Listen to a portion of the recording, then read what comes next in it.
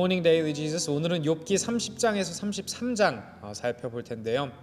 새 친구와의 논쟁이 드디어 끝이 납니다. 그 논쟁이 끝이 나자 욥은 자기의 삶을 되돌아보는 시간을 갖습니다. 과거의 욥은 많은 사람들을 돕고 베풀며 살았지만 이제 사람들이 자신을 비웃는 것을 보며 한탄을 합니다. 그런 자신의 무죄함을 하나님은 아실 것이라고 이야기합니다. 그러자 갑자기 32장부터 부스 사람 바라겔의 아들 엘리후라는 사람이 나타나 화를 내며 논쟁을 또 시작합니다. 엘리후는 자신보다 연장자인 새 친구가 입을 다무는 것을 보고 화가 난 상태입니다. 엘리후는 욥의 주장을 조목조목 반박하면서 욥은 의인이 아니고 하나님 앞에서 죄를 지었다고 주장합니다. 무엇보다 욥이 하나님 앞에서 자신의 무죄함을 항변한 것을 강한 어조로 비판합니다. 오늘 말씀 다 같이 읽어보도록 하겠습니다. 29장입니다. 욥이 다시 비유를 써서 말을 하였다. 지나간 세월로 되돌아갈 수만 있으면, 하나님이 보호해 주시던 그 지나간 날로 되돌아갈 수 있으면 좋으련만, 그때에는 하나님이 그 등불로 내 머리 위를 비추어 주셨고 빛으로 인도해 주시는 대로 내가 어둠 속을 활보하지 않았던가.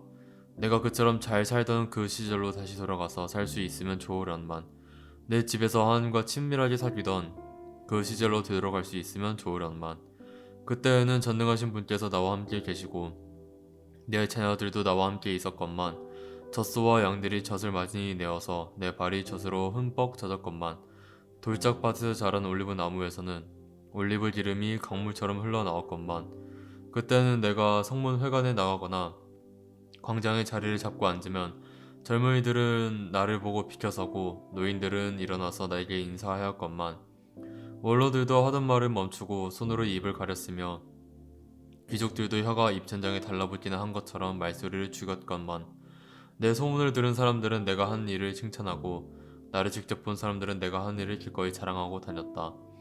내게 도움을 청한 가난한 사람들을 내가 어떻게 구해 주었는지, 의지할 데 없는 고아를 내가 어떻게 잘 보살펴 주었는지를 자랑하고 다녔다. 비참하게 죽어가는 사람들도 내가 베푼 자선을 기억하고 나를 축복해 주었다. 과부들의 마음도 즐겁게 해주었다. 나는 늘 정의를 실천하고 매사를 공평하게 처리하였다. 나는 앞을 못 보는 이에게는 눈이 되어주고 발을 저는 이에게는 발이 되어주었다. 궁핍한 사람들에게는 아버지가 되어주고 알지도 못하는 사람들의 하소연도 살펴보고서 처리해 주었다. 악을 행하는 자들의 턱뼈를 으스러뜨리고 그들에게 희생당하는 사람들을 빼내어 주었다. 그래서 나는 죽을 때까지 이렇게 건장하게 살 것이다. 소털처럼 많은 나날, 불사조처럼 오래 살 것이다. 나는 뿌리가 물가로 뻗은 나무와 같고 이슬을 먹으면 나무와 같다. 사람마다 늘 나를 칭찬하고 내 정력은 쇠하지 않을 것이다 하고 생각하였건만, 사람들은 기대를 가지고 내 말을 듣고 내 의견을 들으려고 잠잠히 기다렸다. 내가 말을 마치면 다시 뒷말이 없고 내 말은 그들 위에 이슬처럼 젖어들었다. 사람들은 내 말을 기다리기를 단비를 기다리듯이 하고 농부가 봄비를 기뻐하듯이 내 말을 받아들였다. 내가 미소를 지으면 그들은 새로운 확신을 얻고 내가 웃는 얼굴을 하면 그들은 새로운 용기를 얻었다. 나는 마치 군대를 거느린 왕처럼 슬퍼하는 사람을 위로해주는 사람처럼 사람들을 돌보고 그들이 갈 길을 정해주곤 하였건만. 30장입니다. 그런데 이제는 나보다 어린 것들까지 나를 조롱하는구나. 내 양떼를 지키는 개들 축에도 뛰지 못하는 쓸모가 없는 자들의 자식들까지 나를 조롱한다. 젊어서 손에 힘이 있을 듯 하지만 기력이 쇠하여서 쓸모가 없는 자들이다. 그들은 가난과 굶주림에 허덕여서 몰골이 흉하며 메마른 땅과 황무지에서 풀뿌리나 씹으며 덤불 속에서 자란 쓴 나무를 캐어 먹으며 뱃살이 뿌리로 끼니를 삼는 자들이다. 그들은 사람 축에 끼지 못하여 동네에서 쫓겨나고 사람들이 마치 도둑을 쫓듯이 그들에게 도둑이야 하고 소리를 질러 쫓아버리곤 하였다. 그들은 급류에 베어 벼랑진 골짜기에서 지내고 땅굴이나 동굴에서 살고 짐승처럼 덤불 속에서 움츠리고 있거나 가스이 나무 밑에 몰려서 웅크리고 있으니, 그들은 어리석은 자의 자식들로서 이름도 없는 자의 자식들로서 회초리를 맞고 제 고장에서 쫓겨난 자들이다. 그런데 그런 자들이 이제는 돌아와서 나를 비웃는다. 내가 그들의 말거리가 되어버렸다. 그들은 나를 꺼려 멀리하며 마주치기라도 하면 서슴지 않고 침을 뱉는다. 하나님이 내 활 시위를 풀어버리시고 나를 이렇게 무기력하게 하시니 그들이 고삐 풀린 말처럼 내 앞에서 날뛴다. 이 천한 무리들이 내 오른쪽에서 나와 겨루려고 들고 일어나며 나를 잡으려고 내가 걷는 길을 덫을 놓고 나를 파멸시키려고 보위명을 좁히고 있다. 그들은 내가 도망가는 길마저 막아버렸다. 그들이 나를 파멸시키려고 하는데도 그들을 막을 사람이 아무도 없다. 그들이 성벽을 뚫고 그 뚫린 틈으로 물밀듯 들어와서 성난 파도처럼 내게 달려드니 나는 두려워서 벌벌 떨고 내 위험은 간 곳 없이 사라지고 구원의 희망은 뜬구름이 사라지듯 없어졌다.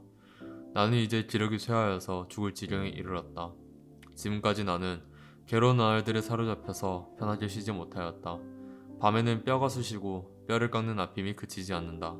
하나님이 그 거센 힘으로 내 옷을 거세게 잡아당기셔서 나를 옷깃처럼 휘어 감으신다. 하나님이 나를 진흙 속에 던지시니 내가 진흙이나 쓰레기보다 나을 것이 없다. 주님, 내가 주님께 부르짖어도 주님께서는 내게 응답하지 않으십니다. 내가 주님께 기도해도 주님께서는 들은 채도 않으십니다. 주님께서는 내게 너무 잔인하십니다. 힘이 세신 주님께서 힘이 없는 나를 핍박하십니다. 나를 들어 올려서 바람에 날리게 하시며 태풍에 휩쓸려서 흔적도 없이 사라지게 하십니다. 나는 잘 알고 있습니다. 주님께서는 나를 죽음으로 몰아넣고 계십니다. 끝내 나를 살아있는 모든 사람들이 다 함께 만나는 그 죽음의 집으로 돌아가게 하십니다. 주님께서는 어찌하여 망할 수밖에 없는 연약한 이 몸을 치십니까? 기껏 하나님의 자비나 빌어야 하는 것밖에는 아무것도 할 수 없는 보잘것없는 이 몸을 어찌하여 그렇게 세게 치십니까? 고난받는 사람을 보면 함께 울었다. 궁핍한 사람을 보면 나도 함께 마음 아파하였다. 내가 바라는 행복은 오지 않고 화가 들이닥쳤구나. 빛을 발았더니 어둠이 밀어닥쳤다. 근심과 고통으로 마음이 갈기갈기 찢어지고 하루도 고통스럽지 않는 날이 없이 지금까지 살아왔다. 햇빛도 비치지 않는 그늘진 곳으로만 침울하게 돌아다니다가 사람들이 모여있는 곳에 이르면 도와달라고 애걸이나 하는 신세가 되고 말았다. 나는 이제 이리의 형제가 되고 타조의 친구가 되어버렸는가. 내가 내 목소리를 들어보아도 내 목소리는 구슬프고 외롭다. 살갗은 검게 타서 벗겨지고 뼈는 열을 받아서 타버렸다. 수금소리는 통곡으로 바뀌고 피리소리는 애곡으로 바뀌었다. 31장입니다. 젊은 여인을 음탕한 눈으로 바라보지 않겠다고 나 스스로 엄격하게 다짐하였다. 여자나 유혹하고 다니면 위에 계신 하나님이 내게 주실 몫이 무엇이겠으며 높은 곳에 계신 전능하신 분께서 내게 주실 유산은 무엇이겠는가. 불의한 자에게는 불행이 미치고 악한 일을 행하는 자에게는 재앙이 닥치는 법이 아닌가. 하나님은 내가 하는 일을 낱낱이 알고 계신다. 내 모든 발걸음을 하나하나 세고 계신다. 나는 맹세할 수 있다. 여태까지 나는 악한 일을 하지 않았다. 다른 사람을 속이려고도 하지 않았다. 하나님이 내 정직함을 공평한 저울로 달아보신다면 내게 흠이 없음을 아실 것이다. 내가 그랬던 길로 갔거나 나 스스로 악에 이끌려 따라갔거나 내 손에 죄를 지은 흔적이라도 있으면 내가 심은 것을 다른 사람이 거두어 먹어도 내가 지은 농사가 망하더라도 나는 할 말이 없을 것이다. 남의 아내를 탐내서 그 집 문 근처에 숨어 있으면서 그 여인을 범할 기회를 노렸다면 내 아내가 다른 남자의 노예가 되거나 다른 남자의 품에 안긴다 해도 나는 할 말이 없을 것이다. 남의 아내를 범하는 것은 세왕성호를 받아야 마땅한 범죄다. 그것은 사람을 파멸시키는 불, 사람이 애써서 모은 재산을 다 태우는 불이다. 내 남종이나 여종이 내게 탄원을 하여 올 때마다 나는 그들이 하는 말에 귀를 기울이고 공평하게 처리하였다. 그렇게 하지 않았더라면 내가 무슨 낯으로 하나님을 뵈며 하나님이 나를 심판하러 오실 때에 내가 무슨 말로 변명하겠는가. 나를 창조하신 바로 그 하나님이 내 종들도 창조하셨다. 가난한 사람들이 도와달라고 할 때에 나는 거절할 일이 없다. 앞길이 막막한 과부를 못 푼 채 한 일도 없다. 나는 배부르게 먹으면서 고아를 굶긴 일도 없다. 일찍부터 나는 고아를 내 아이처럼 길렀으며 철이 나서는 줄곧 과부들을 돌보았다. 너무나도 가난하여 옷도 걸치지 못하고 죽어가는 사람이나 덮고 잘 것이 없는 가난한 사람을 볼 때마다 내가 기른 양털을 깎아서 그것으로 옷을 만들어 그들에게 입혔다. 시린 허리를 따뜻하게 해주었더니 그들이 나를 진심으로 축복하곤 하였다. 내가 재판에서 이길 것이라고 생각하고 고아를 속이기라도 하였더라면 내 팔이 부러져도 할 말이 없다. 내 팔이 어깨 축지에서 빠져나와도 할 말이 없다. 하나님이 내리시는 심판이 얼마나 무서운지를 잘 알고 있었으므로 나는 차마 그런 파렴치한 짓은 할 수 없었다. 나는 황금을 믿지도 않고 정금을 의지하지도 않았다. 내가 재산이 많다고 하여 자랑하지도 않고 벌어들인 것이 많다고 하여 기뻐하지도 않았다. 해가 찬란한 빛을 낸다고 하여 해를 섬기지도 않았고 달이 밝고 아름답다고 하여 달을 섬기지도 않았다. 해와 달을 보고 그 장엄함과 아름다움을 반하여 그것에다가 절을 하는 사람들이 있다. 해와 달을 경배하는 표시로 제 손에 입을 맞추기도 한다. 그러나 나는 그렇게 하지 않았다. 그런 일은 높이 계신 하나님을 부인하는 것이므로 벌로 사형을 받아도 마땅하다. 내 원수가 고통받는 것을 보고 나는 기뻐한 적이 없다. 원수가 재난을 당할 때에도 나는 기뻐하지 않았다. 나는 결코 원수들이 죽기를 바라는 기도를 하여 죄를 범한 적이 없다. 내 집에서 일하는 사람은 모두 내가 언제나 나그네를 길거리 영접한다는 것을 잘 알고 있다. 나는 나그네가 길거리에서 잠자도록 내버려 둔 적이 없으며 길손에서 내 집문을 길거리 열어주지 않은 적도 없다. 다른 사람들은 자기 죄를 감추려고 하지만 그러나 나는 내 허물을 아주 감추지 않았다. 사람들이 무슨 말로 나를 헐뜯든지 나는 그것을 전혀 두려워하지 않았다. 남에게서 비웃음을 받을까 하여 입을 다물거나 집안에서만 머무르거나 하지도 않았다. 내가 한 이 변명을 들어줄 사람이 없을까? 맹세코 나는 사실대로만 말하였다. 이제는 전능하신 분께서 말씀하시는 대답을 듣고 싶다. 내 원수가 나를 고발하면서 뭐라고 말하였지? 내가 저지른 죄가를 기록한 소송장이라도 있어서 내가 읽어볼 수만 있다면 나는 그것을 자랑스럽게 어깨에 메고 다니고 그것을 왕관처럼 머리에 얹고 다니겠다. 나는 내가 한 모든 일을 그분께 낱낱이 말씀드리고 나서 그분 앞에 떳떳이 서겠다.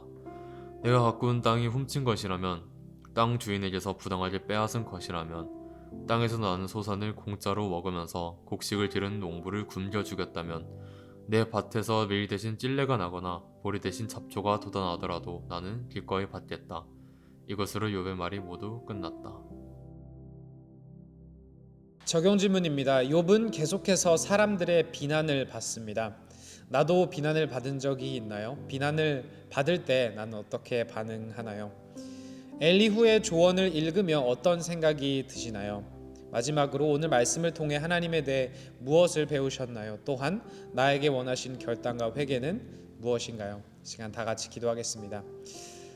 주님 감사합니다. 새 친구와의 논쟁이 끝나자 엘리후와의 논쟁이 또 다른 비판과 비난이 시작되는 모습을 살펴봅니다.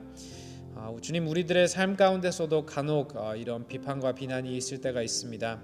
그런 상황 가운데서 우리가 무너지는 것이 아닌 주님을 바라볼 수 있도록 허락하시고 끝까지 주님을 붙잡고 주님을 통해서 위로를 얻고 또한 소망을 다시금 품는 우리 될 수 있도록 도와주세요. 예수님의 이름으로 기도하였습니다. 아멘.